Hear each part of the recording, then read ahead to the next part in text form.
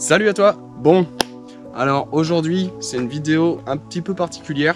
Je vais te parler, alors c'est au sujet de l'Audi 80, c'est l'Audi Cabriolet. Donc je sais pas si tu as suivi les vidéos, tout ça. Il y a pas mal de gens qui attendaient la suite du redémarrage. Il s'est passé un petit imprévu, j'ai fait un échange. Donc l'Audi 80, vous ne la verrez plus, c'est fini. Donc voilà, j'ai échangé cette voiture contre une autre voiture qu'on m'a proposée.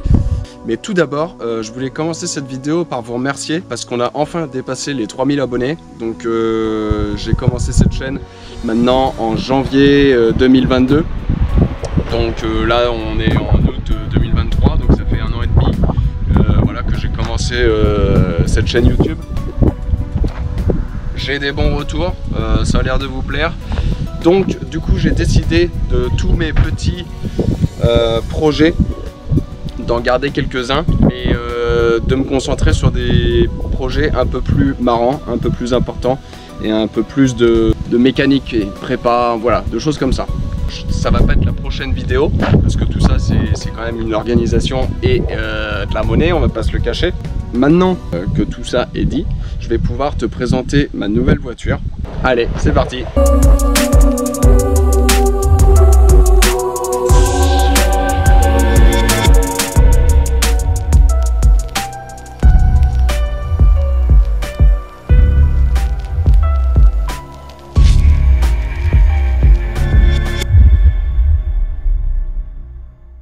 Et oui, il s'agit bien d'une voiture anglaise. Alors, comparé à la Cabriolet, c'est carrément différent. On est vraiment sur une autre voiture. Personnellement, quand on me l'a proposé, je connaissais même pas cette voiture. Je connaissais pas le modèle, je connaissais rien du tout. Je me suis renseigné sur Google avant de dire oui. Je vais te la présenter.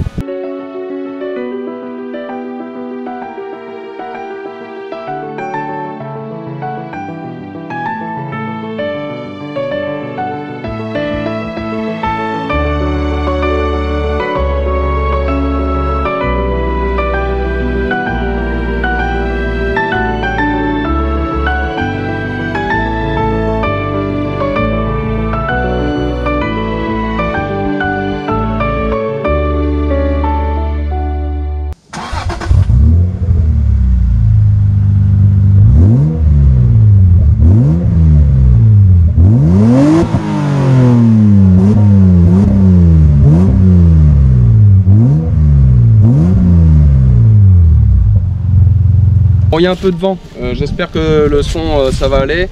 Bon, alors cette voiture c'est quoi? C'est une Rover, donc c'est une voiture anglaise avec un châssis tout simplement de japonaise. Donc c'est un châssis de Honda Accord en gros, avec une carrosserie de Rover, donc voiture anglaise. Donc c'est une voiture qui fait, je l'ai mesurée, elle fait 4,84 m, donc c'est une voiture qui fait quasiment 5 mètres de long. Elle est vraiment très longue, la voiture, elle est assez basse, c'est un bateau. Tu roules dans le chemin là, tu as l'impression d'être sur l'autoroute. Donc voilà, niveau carrosserie, tu vois, on est sur une grosse voiture de quasiment 5 mètres avec des jantes en 16 d'origine qui vont dégager, ça c'est sûr. Elle sera un petit peu rabaissée mais pas trop parce qu'elle est déjà basse d'origine. Cette voiture, je vais pas faire de swap, je vais pas faire de grosses modifs dessus, je vais juste la poser un tout petit peu et mettre des belles jantes. Voire pour mettre un petit béquet parce qu'elles sont sorties avec le béquet d'origine aussi et teinter les feux en rouge derrière. Voilà, ça, si tu regardes bien, je sais pas ce que tu en penses, mais elle ressemble un peu à une série 7, le cul comme ça. C'est mon avis, dis-moi ce que tu en penses. Et après, si tu la regardes de comme ça, on dirait une grosse prélude en fait. Enfin voilà, elle a l'avant de la prélude assez fine.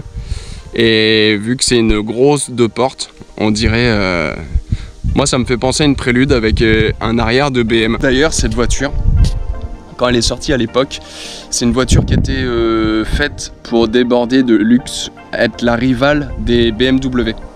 BMW, donc série 7 et tout ça, enfin... c'était vraiment une concurrente directe. Rover n'a, je pense, jamais fait une voiture aussi luxueuse que celle-là. Au niveau de l'extérieur, voilà, donc l'attelage forcément il va dégager. Après je vais essayer de, je sais pas s'il y a des petits points là-dessus derrière. S'il y a des petits points là, si c'est juste collé, je vais l'enlever. Parce que Rover, c'est pas ma marque préférée. J'ai démanchonné le silencieux arrière pour avoir un son, pour voir ce que ça donnait, pour faire une ligne après. Et donc là, c'est top. Donc je vais juste faire une suppression de silencieux arrière, pas plus. Je laisse le kata, tout ça. Donc niveau carrosserie, elle a l'air vraiment très propre. Il manque les baguettes de chaque côté. Donc l'ancien propriétaire me les a données. Enfin, il y en a que 3, mais ça va le faire. Elles sont dans le coffre. Effectivement, tu vas me dire, je connais pas ce que c'est comme voiture. Tu vas peut-être même trouver ça moche. Moi perso, j'adore parce que ça change en fait. Je t'aurais montré une Golf 7R. T'aurais peut-être kiffé, mais c'est la voiture que 50 000 personnes a. Donc moi ça m'intéresse pas d'avoir la même voiture que tout le monde. Et moi ce que j'aime c'est les grosses berlines. Et avec ça, quand elle sera posée avec des grosses jantes, je peux te dire que ça va donner un truc plutôt sympa je pense. Au niveau de l'intérieur, comme tu peux le voir, il n'y a pas de montant. Donc c'est une porte qui est déjà super grande comparée à ma jambe, tu vois. Au niveau de l'intérieur, il est très propre. Et alors là je te parle pas du confort, il est royal. T'as l'impression d'être le président de la République, quoi. Petit ouvrant qui fonctionne très bien. Niveau intérieur, voilà, hein, les portes, tout ça, la sellerie, enfin c'est un confort vraiment royal. Il y a des sièges électriques chauffants à mémoire. Tout fonctionne, sauf ce siège. Il faut que j'y regarde. C'est une boîte manuelle. Donc c'est assez rare parce que normalement elles sont en boîte auto ces voitures. Et elle a seulement 138 000 km. Voilà, la clim, ça marche. Tout fonctionne en fait. Voilà. J'ai après le plafond, tu vois, qui commence à se décoller. Il faudra que j'y regarde. Et voilà, c'est une voiture qui roule. Là j'ai fait quelques kilomètres avec sans aucun problème. L'ancien propriétaire c'était un garagiste et il avait fait une reprise de cette voiture. Il avait déjà prévu de la revendre mais de refaire plein de trucs. Une belle remise à niveau parce qu'elle n'avait pas roulé depuis longtemps. Donc tout est dans le coffre. Donc il y a la distrie, disque plaquette, amortisseur, enfin bougie, fil de bougie. Il avait tout prévu donc tout est dans le coffre. Bon évidemment ça va être à moi de me le taper, ça c'est moins drôle. Je t'ai fait l'extérieur, je t'ai fait l'intérieur. Il reste plus que le moteur. Alors le moteur, c'est pareil, c'est pas anglais, c'est japonais. Donc on est sur un 2,7 litres V6 en boîte manuelle. Donc un moteur qui n'a plus de réputation à se faire. Ce moteur, il est, c'est pas un moteur que moi personnellement je connais, mais je me suis renseigné sur Google, sur les forums, sur tout ça. Alors, si tu connais ce moteur, n'hésite pas à marquer un petit commentaire. N'hésite pas. Moi, cette voiture, je la découvre en même temps que toi, tu vois. Donc, si tu as des infos à la limite à me dire, n'hésite surtout pas en commentaire. Donc, normalement, ce moteur, le 2,7 litres V6 Honda, donc qui est dans la Honda Accord, est increvable et très très fiable. C'est ce que j'ai pu lire. Il est réputé pour ça. Donc, il y aurait un bon petit nettoyage à faire là-dedans. C'est pareil, bon, je vais sûrement refaire les cache-culbuteurs et cette petite plaque, un bon coup de Karcher. Voilà, je vais faire un petit coup de propre, mais je vais pas faire du tuning. Je vais pas préparer, mettre un turbo, etc. Le moteur restera d'origine et catalysé. Voilà, donc la petite présentation de la nouvelle voiture est faite. Bon, c'est pas un truc que je vais lancer tout de suite. Ce que je voudrais avec cette voiture, en gros, c'est que ça soit ma voiture de tous les jours. Voilà. Je vais pas faire trop de tuning. Je vais faire en sorte qu'elle roule bien, qu'elle soit fiable et qu'elle fasse tourner les têtes quand même. Que genre, si j'ai envie de partir en vacances, que je puisse partir en vacances avec sans problème. Alors, donc cette petite vidéo, forcément, elle n'était pas prévue. L'Audi. Donc, ce qui est bien, c'est que en fait, la personne avec qui j'ai fait l'échange est patron d'un garage. Et de ce garage, il y a des employés. Et un de ces employés est abonné à ma chaîne. Il y aura possibilité quand même d'avoir des nouvelles. Donc quand elle va démarrer, rouler, tout ça. Si vous voulez quelques petites photos ou vidéos, je pense que c'est possible. Il faut voir avec le nouveau propriétaire de l'Audi.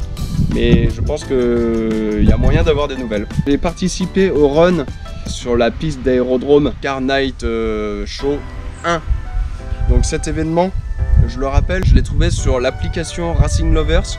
Donc si tu veux participer, parce que j'ai pas mal de questions aussi, comment tu as trouvé cet événement, comment c'est Racing Lovers, et tu auras tous les événements de toute la France, tout ce qui fait partie de l'automobile et tout ça. Et là, bah, tu n'as plus qu'à regarder vers chez toi ou à côté ou plus loin. Et voilà, là tu pourras participer à des événements qui sont pas forcément où il n'y a pas forcément de pub à droite ou à gauche. En ce qui concerne donc cet événement justement pour les runs, j'attends encore quelques photos et vidéos et après je vais vous lancer ça. Après ça, il y aura la vidéo de la Clio qui est en cours, ça va bientôt finir. On va voir pour le premier démarrage, on n'en est pas encore là mais on n'en est pas loin. Et après, une fois que j'aurai fait tout ça, on pourra commencer enfin le projet drift de la BMW. Après, on pourra parler de la 206 aussi pour le projet de piste et on fera un petit récap de tout ça. La chaîne n'est pas prête de s'arrêter. Donc tout ce que je vous demande, c'est de vous abonner. Tu mets la petite cloche, tu partages, partage un max. Si tu veux des t-shirts, méca de fou, il m'en reste, des stickers, des autocollants, tout ça, c'est pareil, il m'en reste. Donc cette petite vidéo est terminée, j'espère que ça t'aura plu et n'hésite pas à t'abonner, ça fait toujours plaisir. Allez, salut!